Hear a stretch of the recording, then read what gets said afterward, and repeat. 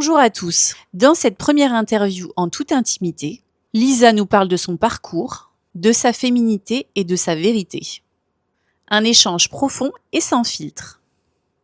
Bonjour à toi Lisa, je te remercie aujourd'hui de venir dans cette première interview d'une longue série, j'espère, en toute intimité. Merci à toi. Eh bien, écoute, avec plaisir. On va commencer avec notre première question. Alors, à quel moment tu t'es sentie différente ? À quel moment je me suis sentie différente depuis toute petite? Toute petite, vers vraiment l'âge où on est en fonction de comprendre et de savoir qu'il y a quelque chose qui ne va pas en fait. Donc entre déjà CP, CE1, ça commençait à être compliqué, où je ne me retrouvais pas. Et de la CE1 jusqu'à la CM2, où j'ai vraiment pris conscience qu'il y avait quelque chose qui était pas normal. Alors Lisa, quand tu dis différente, du coup, tu as ressenti quoi exactement ? J'ai ressenti une gêne profonde parce que je voyais mes copines grandir et évoluer de manière jolie, on va dire. Et moi, où j'avais l'impression que j'étais pas du tout dans cette évolution-là, et ça me posait problème, et ça me faisait me poser beaucoup de questions. Ouais. Alors, est-ce que ta famille t'a soutenue et est-ce qu'elle t'a comprise ? Alors, elle m'a soutenue, mon papy m'a soutenue, euh, et ma grand-mère ensuite, parce qu'elle, comme je t'ai expliqué, elle est arrivée un peu plus tard. Et comprise, pas tout le monde, pas toute ma famille. Beaucoup des membres de ma famille ne me parlent plus aujourd'hui. Enfin, ne me parle plus, ne m'adresse plus la parole du tout et ne s'intéresse plus, on va dire, à ma vie. Voilà. Alors, moi, ce que je voulais savoir, c'est comment as-tu vécu le regard des autres ?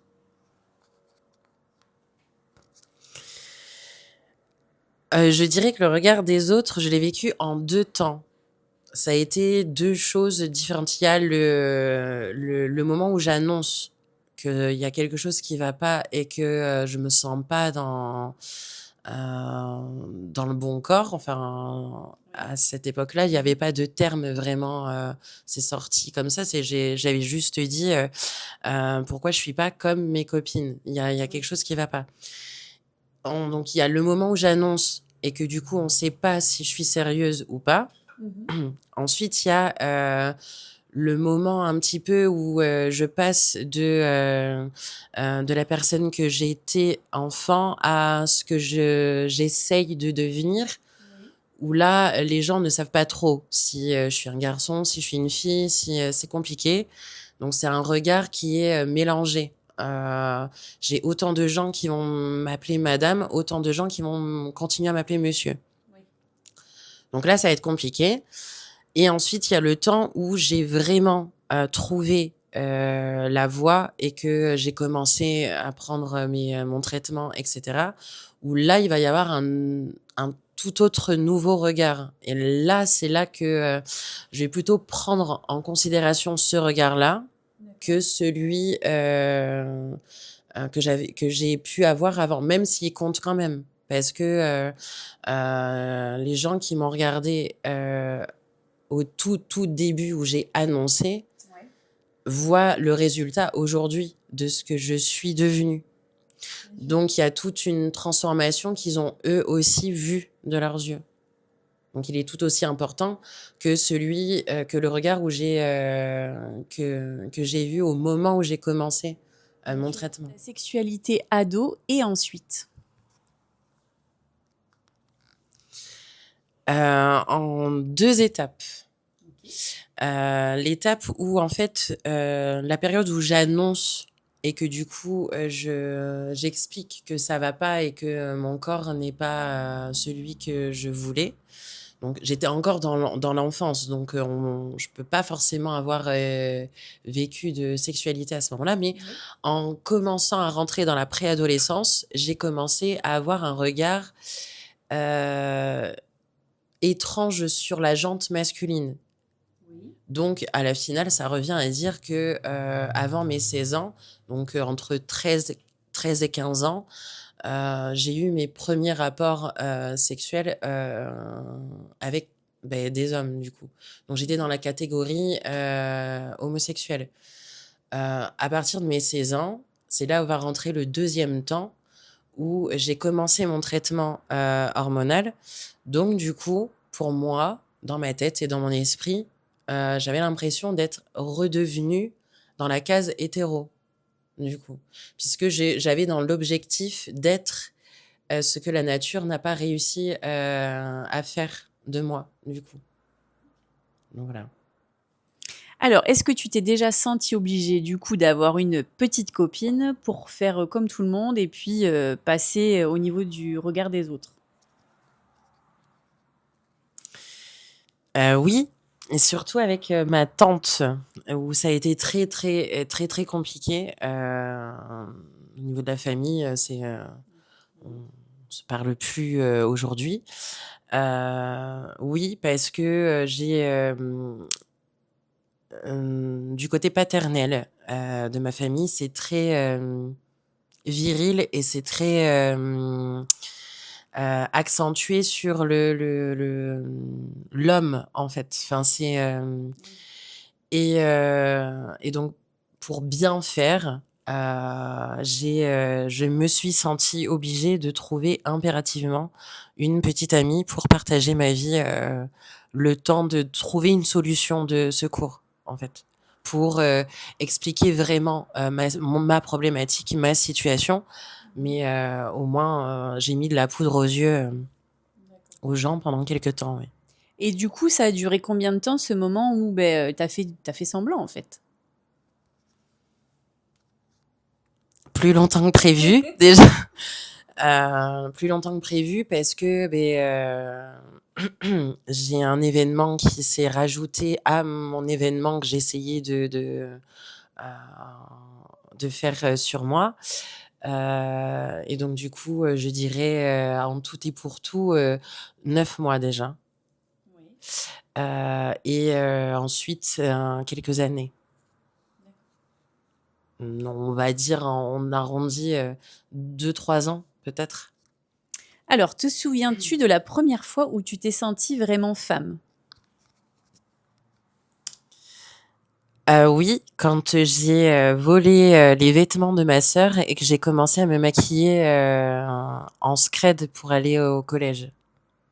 Voilà, là, j'avais l'impression d'être vraiment, alors j'étais pas vraiment l'image que j'avais de moi dans la tête, mais je m'y approchais un petit peu. Je sentais que je m'y approchais en tout cas. Donc ouais, je me suis sentie vraiment, libérée, on va dire, à ce moment précis. Te souviens-tu de ta première tenue de femme? Je raconte les 2 ou Oui, juste oui, une? vas-y, tu peux raconter les 2. Alors, oui, je me souviens. Donc la première fois que je me suis vraiment sentie, femme, c'est, quand je portais les vêtements de ma sœur et que je suis sortie de la maison en normale, on va dire, et dans le bus, je me suis changée et je me suis, maquillée pour, arriver au collège, en Lisa, quoi. Et la deuxième fois, j'étais dans un magasin et en fait, il faut savoir que pendant le début heu, de ma prise d'hormones, je ne pouvais plus voir mes vêtements dans mon placard. Donc j'avais un besoin de racheter de nouveaux vêtements, en rapport avec l'image que je voulais refléter encore une fois dans la société, en fait. Faut savoir que j'ai un style assez particulier déjà vestimentaire où on pourrait me classer très rapidement dans le côté marginal et pas dans les codes, on va dire. Et en fait, donc j'étais dans la période où on savait pas vraiment si j'étais un garçon ou une fille et j'ai essayé un vêtement dans un magasin et ma pote, elle n'était plus devant la cabine d'essayage pour, j'ai toujours été complexée de mon corps et à chaque fois, je demandais à ma pote de rester, devant la cabine d'essayage. Comme ça, j'avais pas besoin d'ouvrir en grand, le rideau. Elle avait juste à me dire si c'était OK ou pas. Et là, elle était plus là, elle était dans un rayon. Du coup, j'ai essayé de l'appeler, elle répondait pas. Alors, je suis sortie de la cabine d'essayage. Sauf que j'avais mal mis la robe et j'avais mal fermé, je sais plus comment. Donc, tout est parti en cacahuète. J'ai fait rire tout le monde, du coup. Alors, as-tu facilement rencontré des hommes? Alors, oui et non. Oui, parce que j'ai toujours eu un petit côté androgyne qui fait que ça a toujours aidé. Bon, peut-être plus aujourd'hui, maintenant que j'ai la trentaine bien tassée, mais à l'époque, on savait pas, comme je te disais, on savait pas vraiment si j'étais un garçon ou si j'étais une fille. Même ma voix, j'ai jamais eu une mue très prononcée non plus. Donc, ça a été facile. Alors, rencontrer, c'est un bien grand mot. M'approcher des hommes ou laisser les hommes s'approcher de moi, oui, ça a été, c'est facile. Non, je vais pas mentir. Par contre, au moment où je me sens obligée d'expliquer ma situation, c'est là que je vois si la rencontre était perspicace ou si ça allait le faire fuir. Et c'est là qui rentrent en jeu les deux ambiances, parce que tu vas avoir les vrais hétéros qui vont vraiment dire non, voilà, au revoir, et tu vas en avoir qui vont avoir un regard très curieux sur le sujet et qui vont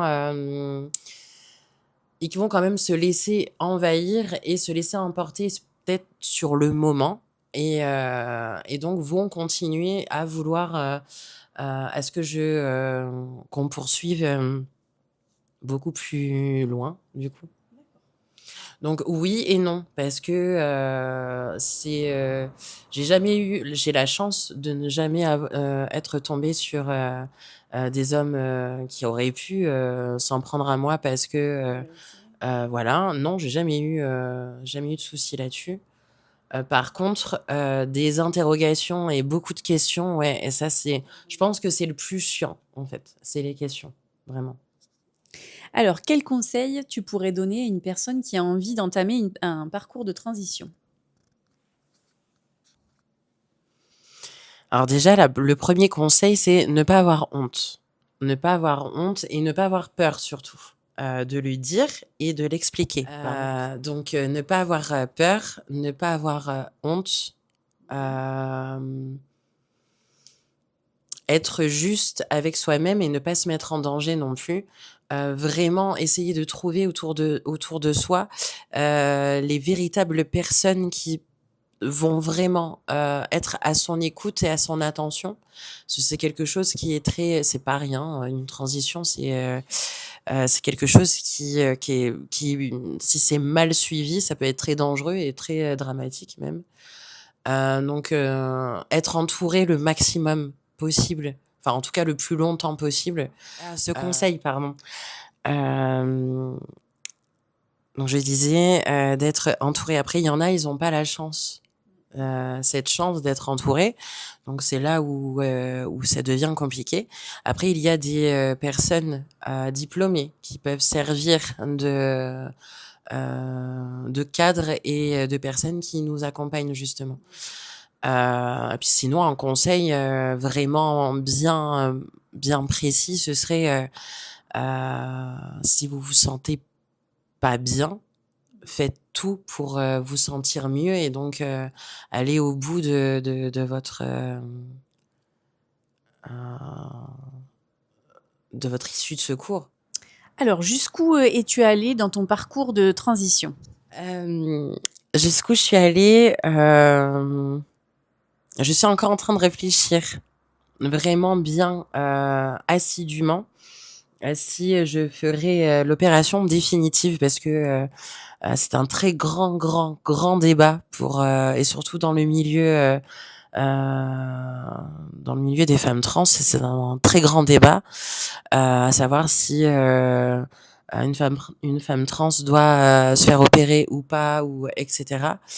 Moi, je pars du principe que ça doit regarder chacune d'entre elles et opérer ou non, en fait, c'est, c'est être, c'est rentrer dans l'intimité et c'est rentrer dans quelque chose qui pourrait devenir malsain et créer justement une vague de haine ou de colère, et cetera.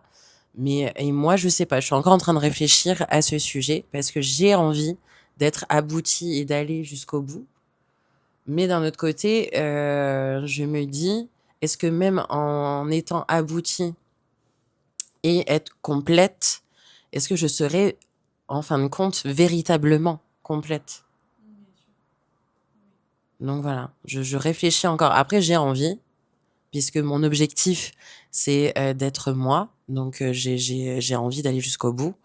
Mais d'un autre côté, je me dis: «Est-ce que même en allant jusqu'au bout, est-ce que, je serai au final à 100 complète comme moi je l'ai dans la tête?» C'est ça, tout à fait. Donc je sais pas. Enfin, c'est pas je sais pas un genre, je suis pas sûre, c'est je sais pas genre, pour, mon bien-être à moi et mon esprit, en fait. Donc voilà.